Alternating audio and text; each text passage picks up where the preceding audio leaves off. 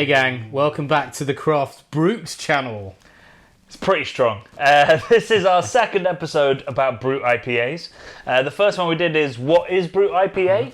And actually the beer we tried left us a little bit unclear, but we chatted it through and I think we understand. And this one's about should is IPA? Should is Brut? Should is Brut? Yeah. Should is? So we picked 3 UK breweries who, well, 2 we definitely trust and 1 I've been desperate to try some new stuff because I hear they've really upped their game and got quite exciting. So we put the 3 of them together to see if A, we're right about what we think a Brut IPA is, B, if we can nail down exactly what it is, and C, to see if there are some good ones out there, because currently haven't been blown away by any of the Brut IPAs I've tried, except one by Stockholm Brewing, which is very good. So let's start with Siren. That's the lowest ABV we're going to hit, and it's 6%. Bloody alright. That's pretty high. So Siren are well known for having their finger on the pulse and bringing out stuff super quick. There was a week where about 20 Brut IPAs came out in the UK. Yeah. All at the same time. Most people were choosing something like Et tu Brute or I am Brut or myriad puns. These guys went with Hop Fizz, which I guess is Hot fuzz. Maybe playing on that and also playing up, you know, like Fizz, like champagne-y kind of vibes. Yeah. Like Brut, yeah. So it should really be pretty clear, which is this isn't. And it doesn't really look like champagne, does it? It definitely doesn't. It doesn't. Woof. It's got a, like that. Smells great though. It does smell really fresh and really hot pellety fresh. Yummy. Check if it tells us the hops. We do like a bit of Siren. Those boys know what they're up to, don't they? They definitely do.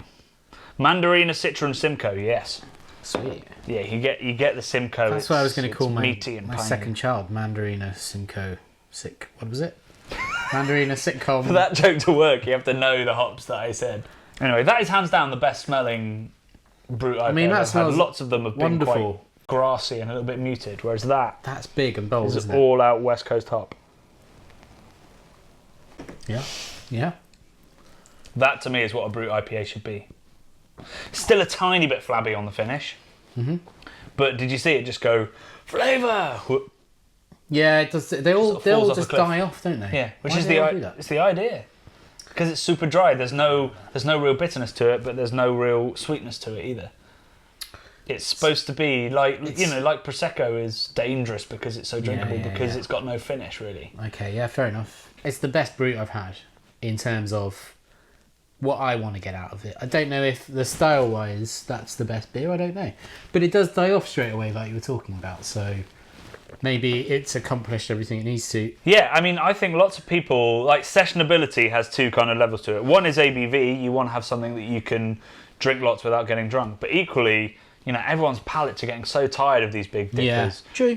That's what the Brut, I think, was a response to. It was trying to go, your palate won't be smashed after one of these. You'll be able to either have something else or have another one of these. And that's what I think the Brut is there for. So anyone coming in going, I want explosive flavours is looking in the wrong place. Yeah, it's like getting hit by like a Brut in a glove and he's whacked you around the face and then straight away you've forgotten. Like a slightly camp French guy slapping you with his glove. That's it, yeah, slightly camp French guy. Brut number 2. So this is Brick, so this is pretty local to you, right?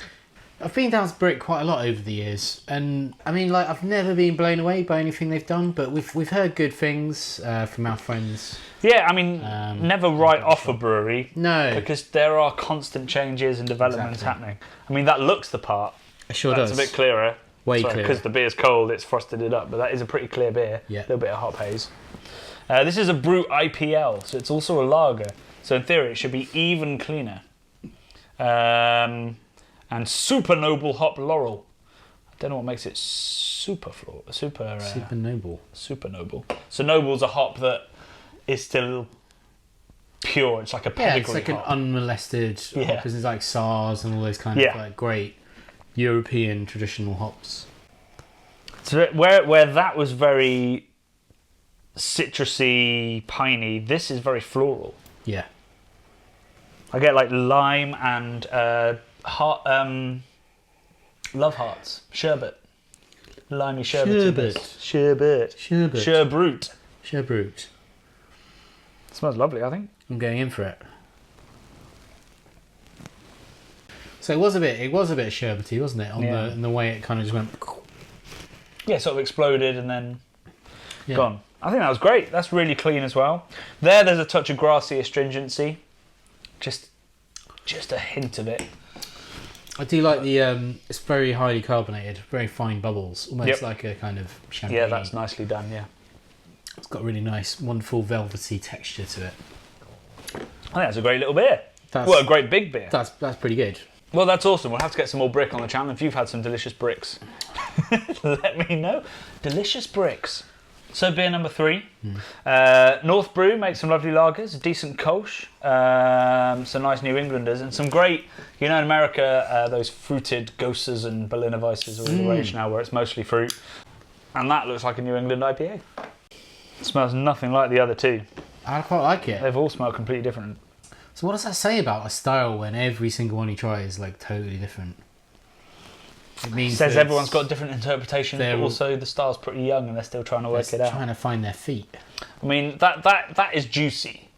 Yeah. Neither of these two have been juicy. Smells We've like a had juice bomb. West Coast citrus, we've had floral nobleness, and now we've got proper juice bomb. Juicy fruit. Which won't be, I presume, won't be coming from. It could be coming from the yeast. They might have used a New England style yeast. Certainly looks pretty New But England. that'd be interesting. I think Soupy. lots of people see Brut IPA as a super dry version of New England, in which case that's what they've interpreted it as. So see if it hits on the flavour. It's got the Thickness. rich New England It's almost thing. like lactosey how thick it is. Yeah, there'll be no lactose unless they're absolute idiots. I mean, I quite like Water, it. barley, hops, wheat, oats, and they have brewed a New England IPA and then they've dried it out with the enzyme amyloglucosidase. I've got it off the tongue now. It doesn't feel very dry to me. I mean, it's got that fine carbonation that you could sort of... Quite bitter as well. Yeah, there is lots of bitterness to it. That's 50 or 60 IBU working there, I think. Yeah, I mean, it's giving me a bit of burn. Is that really powerful? 7.5. Okay, it's pretty powerful. That's nice. I would class that as quite a light New England, not a Brut IPA. It's Nipah, isn't it? It's lingering. It's got that kind of amazing Nipah thing that... I mean, look at it for a start. Yeah. And it's jammy, and it's citrusy, and it's mango-y. Yeah. Which I think would be fine to have on the aroma, but you can't have that on the body. It's got to be light and zippy and have no finish. Whereas what this has is lots of finish, it's thick and milky, and it's still got that aroma. It's a New England IPA that's just a little bit less sweet. I think I like this best, actually. But that probably says a lot about me not liking the clearly not a Bruts, Brut to be fan. honest. Yeah. I thought all 3 of these were brilliant. They were good. I was surprised by that. That was really good. This was awesome. I mean, this smells amazing. Yeah. Yeah, I think that's a true Brut. So if anybody's trying to work out what a Brut IPA is, if you can find this, if it's still around, that's a great demonstration of what a Brut IPA is. This is the delicious expression of laurel as a hop, which Brut IPAs are great at. If you do a single hop Brut, you're going to get to the core of it. And then this one's a really nice, light, drinkable New England IPA, but definitely not Brut. So there's still some work to do. Hopefully we'll get over to the States soon and we can try over on the West Coast, try some of the ones that are being made over there by the guys that invented it, and all the different interpretations. But the UK, I mean, that's kind of nice, like the Chinese whispers of stuff coming over from the US, and we all try to do it, and we get 3 completely different beers. That's super, but if we're trying to brew to style, it's a little bit confusing with the consumer. For sure. But hey, that's half the fun, talking about it and getting confused. So guys, let us know what your favourite Bruts have been. If you're still confused, check out our video, which is at the end of this, on what is a Brut IPA. Until then, bye for now. Cheers. That was criminal.